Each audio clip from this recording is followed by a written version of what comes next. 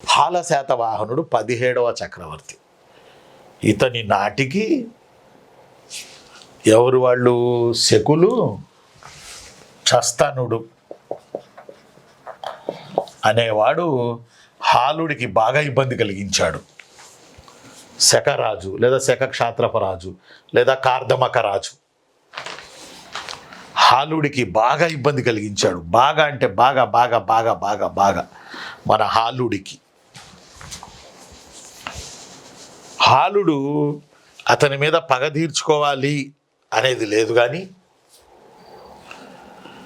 ఇతని పనులేవో ఏవో చేసుకుంటూ వెళ్తూ మహారాష్ట్రను ఇంచుమించుగా శకులకి అప్పజెప్పేశాడు. ఎంతో కష్టపడి మహారాష్ట్రకు మొదటి కృష్ణుడు, మొదటి శాతకర్ణి, రెండో శాతకర్ణిలు, కుద్ర శాతకర్ణి వరకు మహారాష్ట్ర వరకు విస్తరణ జరిగిన మన రాజ్యం కుద్ర శాతకర్ణి కాలంలో క్షీణత మొదలై హాలుడి కాలంలో మ్యాక్సిమం మహారాష్ట్రను వదులుకోవాల్సిన పరిస్థితి వచ్చింది మనకి. ఇలాంటి నేపథ్యంలో కుద్ర శాతకర్ణి కొంత ప్రయత్నం చేశాడు రాజ్యాన్ని కాపాడుకోవడానికి, కానీ హాలుడు చేతులు ఎత్తేశాడు. ఒక రకంగా చెప్పాలని హాలుడు చేతులు గాలిలో పెట్టేశాడు. అయితే ఇతని దిగ్విజయాలు లేకపోలేదు సుమా. అయితే 17వ రాజు హాలుడి దిగ్విజయాలు లేకపోలేదు నాన్న. ఆ 17వ రాజు హాలుడి దిగ్విజయాలలో ప్రధానంగా గుర్తుపెట్టుకోవాల్సింది శ్రీలంక మీద దండయాత్ర.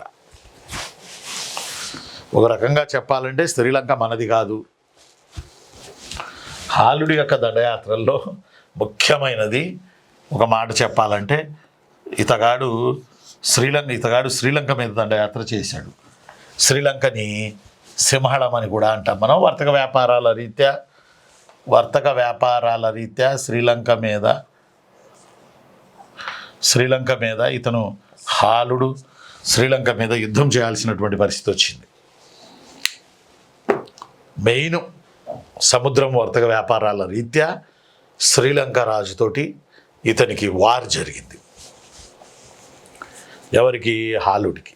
ఈ వార్లో హాలుడు శ్రీలంకన్ అమ్మాయి లీలావతిని ఈ వార్లో జరిగిన సంధి వల్ల శ్రీలంక అమ్మాయి లీలావతిని సప్త గోదావరి సీమ ద్రాక్షారామం దగ్గర పెళ్ళాడాడు.